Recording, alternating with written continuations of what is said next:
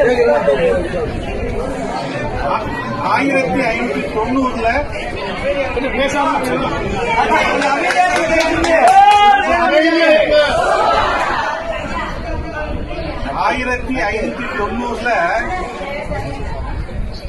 நம்ம கடியாவட்டிக்கு பக்கத்துல இருக்க தேக்காட்டூர் முனை சந்தை அங்க இருந்து குமரப்பையாவும் சிட்டாலாட்சியும் உப்பு வணிகம் பண்றதுக்காக பழனியம்பதிக்கு வந்தாங்க. அப்ப வந்தபோது இந்த இடம் தெய்வ சிகாமணி பண்டாரத்துடைய மகன் தெய்வநாயக பண்டாரம் பார்வதி அம்மாள். அப்ப இந்த இடம் மனையா இருந்தது, அவங்களுடைய வீடு. இது அவங்க பூஜை பண்ண வேலு. அங்கே அவங்க வர்றாங்க. உப்பு வியாபாரம் பண்ணோன்னு மகமை எடுக்கிறாங்க. நம்ம நகரத்தாருடைய மரபு உடனே அன்னதானம் பண்ணோம். ஆகையினால பார்வதி அம்மாள்கிட்ட சொல்லி அந்த மகமையை கொடுத்து எங்களுக்கு இங்க அன்னதானம் பண்ணணும் அப்படின்னு சொல்றாங்க. அதுதான் இப்ப நடக்குது. இந்த வேலுக்கு முன்னாடி அந்த பார்வதி அம்மாள் சமைச்சு இந்த வேலுக்கு முன்னாடி பள்ளையம் போட்டு இந்த இது தொடங்குது, இந்த தர்மம் தொடங்குது. அதுக்கப்புறம் தான் சாமியை பின்னாடி அன்னதானம் கட்டையில அங்க பிரதிஷ்டை பண்றாங்க. இது நம்ம அவருடைய வீடு, தேசியனுடைய வீடு.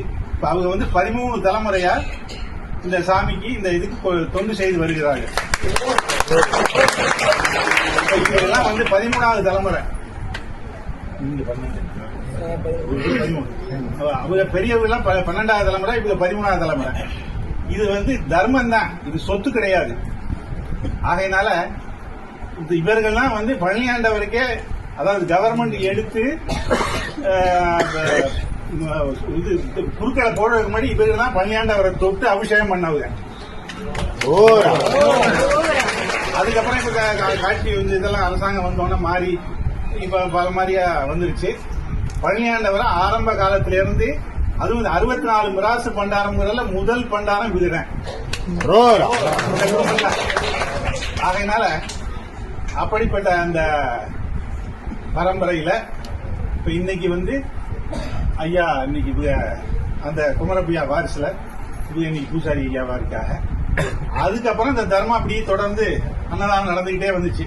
அதுக்கப்புறம் எங்களுடைய முன்னோர் குட்டையஞ்செட்டியார் அவர்கள் பழனிக்கு அவங்க பாடு காவடி எடுத்து வந்துகிட்டு இருக்காங்க. இவங்களுடைய தர்மம் தெரியாது. அவங்க பழனியாண்டவர் போய் காவடி செலுத்து அப்படி போயிடுறது. அப்புறம் ஒரு நாள் இங்க முதல் பூஜை போட்ட முதல் நாள் அன்னைக்கு பழனியாண்டவர் கனவுல சொல்றாரு.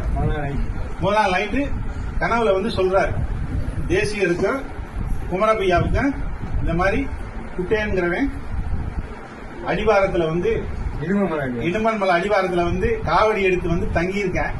நீயும் குரு தேசியரும் போய் எதிர்கொண்டழைச்சு அவனை கூட்டிகிட்டு 3 பேருமா சேர்ந்து இந்த தர்மத்தை நடத்துங்க. அதுதான் இப்ப நடக்குது. அடுத்து இவங்க இந்த அன்னதானம் அப்படி இருக்குன்னா இவங்க ஐயாதான். அதாவது அவன் எப்படி வானம் தோன்றதுன்னு தெரியல, பொறுப்பு இவர்கிட்ட கொடுக்கப்பட்டது.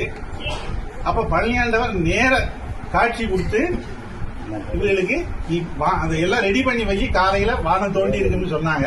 அதேபடியே சாமான்லாம் ரெடி பண்ணி வச்சுட்டு படுத்தா மறுநாள் காலையில வானம் தோண்டி இருந்தது. ஆக இப்படி இந்த தர்மம் இன்னைக்கு நடந்துகிட்டு. இதுதான் வரலாறு. ரொம்ப பேருக்கு தெரியல, அதனால இது தெரியணும் முறைக்காக இன்னைக்கு சொல்லியாச்சு. அடுத்து இப்ப இவ்வளவு நாளும் நகரத்தார் காலாஞ்சி ஆரம்பத்தில் கொடுத்து வந்தது, அதை இப்ப விட்டாச்சு.